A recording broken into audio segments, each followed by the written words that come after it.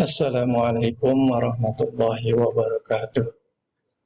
Kita bahas sekarang materi terakhir di semester ganjil, yaitu materi kesebangunan dan kekongruenan. Kita akan bahas dulu kesebangunan. Perhatikan gambar-gambar berikut, ada 5 gambar A, B, C, D, E. Gambar yang A ini 2 bangunan yang sama bentuk dan ukurannya. Sedangkan gambar B sama bentuknya, ukurannya beda. Gambar C sama bentuk dan sama ukuran, hanya menghadapnya saja yang berbeda. Gambar yang D sama bentuknya, tapi ukurannya berbeda. Gambar E sama bentuknya, tetapi ukurannya berbeda. Gambar yang A ini kita sebut gambar yang kongruen. Gambar yang C juga kongruen. Sedangkan yang B, D, dan E kita sebut gambar yang sebangun. Jadi gambar A ini kongruen, gambar B sebangun, ukurannya beda. Gambar C kongruen, gambar D sebangun, ukurannya beda. Gambar E sebangun. Kesebangunan berarti 2 bangun yang sebangun. Pada pelajaran mengenai dilatasi sudah kita pelajari bangun A, B, C, D, E ini diperbesar sehingga menjadi bangun A aksen, B aksen, C aksen, dan D aksen, dan E aksen. Kita berbesar ya. Nah, ini diperbesar. Bangun ini sebangun. Jadi sementara 2 buah bangun yang sebangun itu sama bentuknya. Nah, sementara itu aja. Jadi 2 bangun yang sebangun itu yang sama bentuknya. Tapi apakah setiap bangun yang sebangun atau yang sama bentuknya sebangun, sudah pasti sebangun? Ya, perhatikan yang berikut. Ini ada jajar genjang A, B, C, D. Kemudian ini juga ada jajar genjang E, F, G, H. Apakah ini sebangun? Sama bentuknya.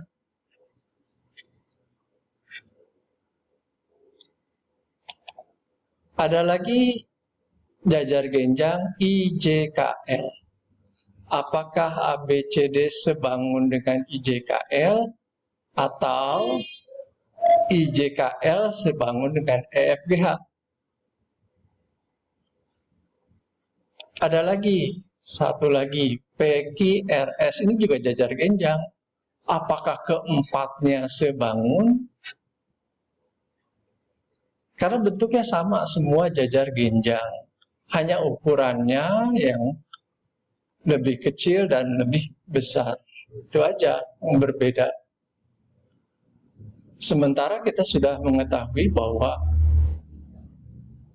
2 bangun sebangun itu yang sama bentuknya. Tetapi ternyata dari sini kita dapatkan hanya jajar genjang A, B, C, D yang sebangun dengan I, J, K, L, yang lain tidak sebangun. Tidak sebangun.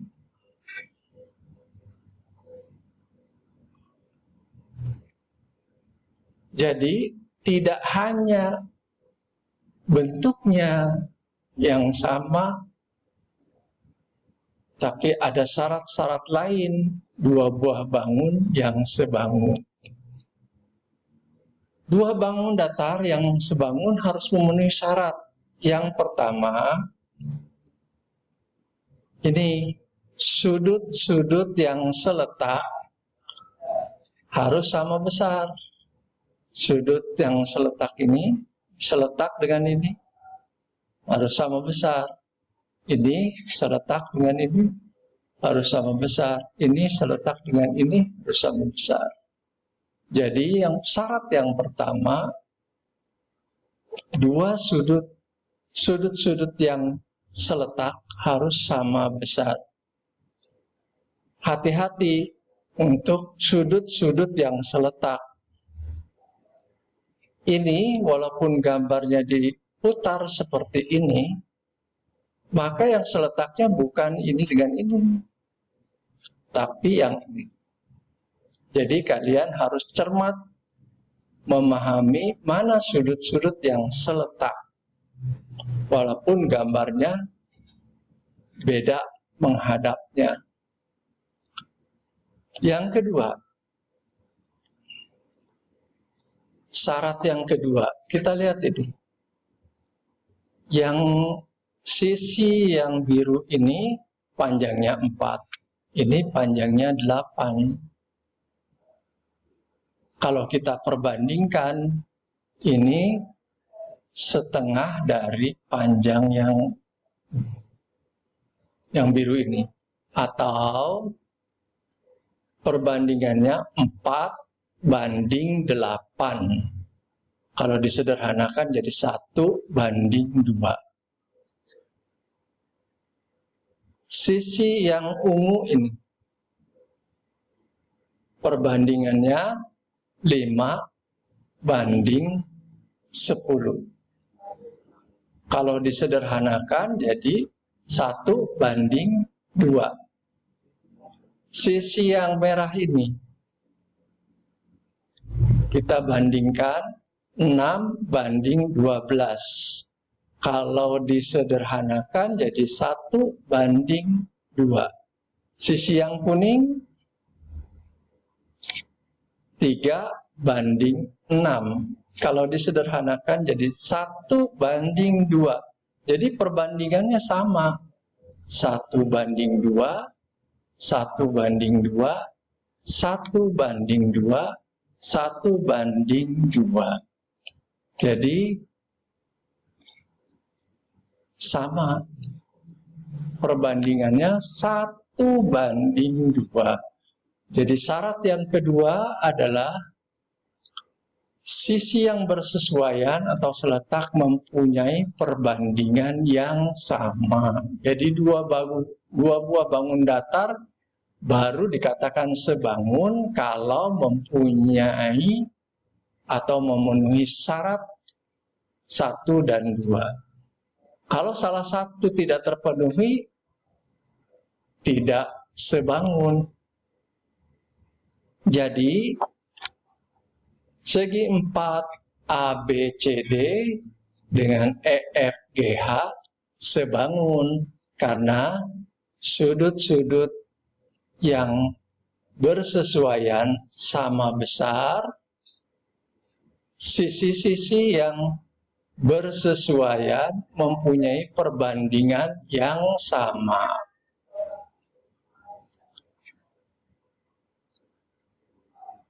Kita tulis bangun ABCD sebangun. Nah ini kalau ini seperti S kecil gitu.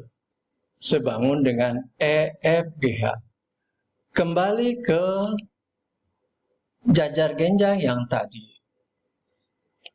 Mengapa ini tidak sebangun ABCD dengan EFGH? Karena sudutnya tidak sama. Yang seletak tidak sama. Lalu, mengapa dengan ini sebangun? Karena sudutnya sama, yang seletak. Kemudian perbandingan sisinya juga sama. Sisi ini 3:6. Atau 1:2 kalau disederhanakan. sisi ini 5:10 atau 1:2. Jadi sama perbandingan sisinya 1:2. Sudut yang seletak sama besar. Lalu dengan PQRS, kenapa tidak sebangun? Padahal sudutnya sama. Tuh, yang seletak. Kita lihat perbandingannya. Ini 4 sisi PS banding 6. Kalau disederhanakan 2:3. Sedangkan sisi PQ banding AB 8:10. Kalau disederhanakan 4:5, tidak sama. Yang ini 2:3, ini 4:5. Jadi itulah kenapa jajar genjang ABCD hanya sebangun dengan jajar genjang IJKL.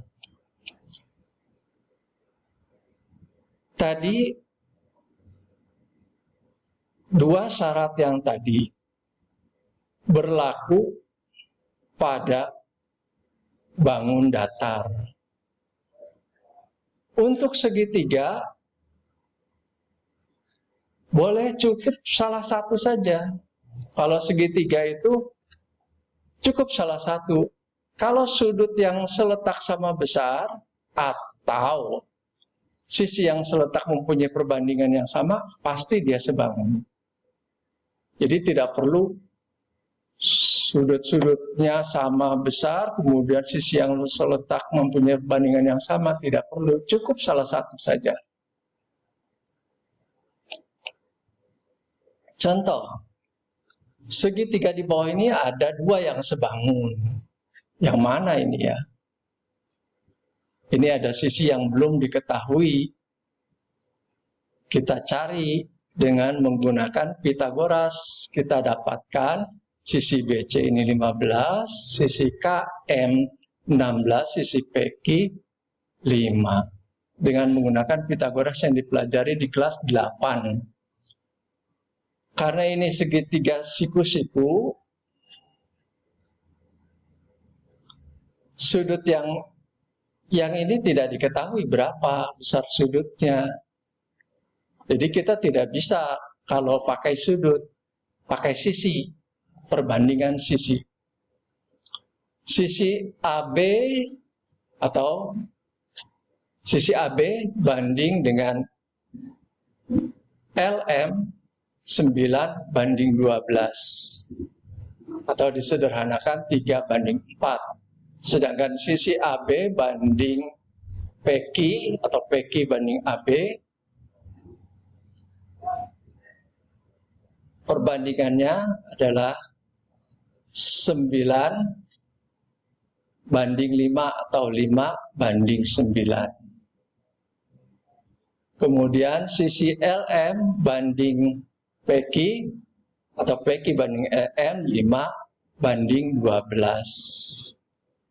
Nah, kita lanjutkan.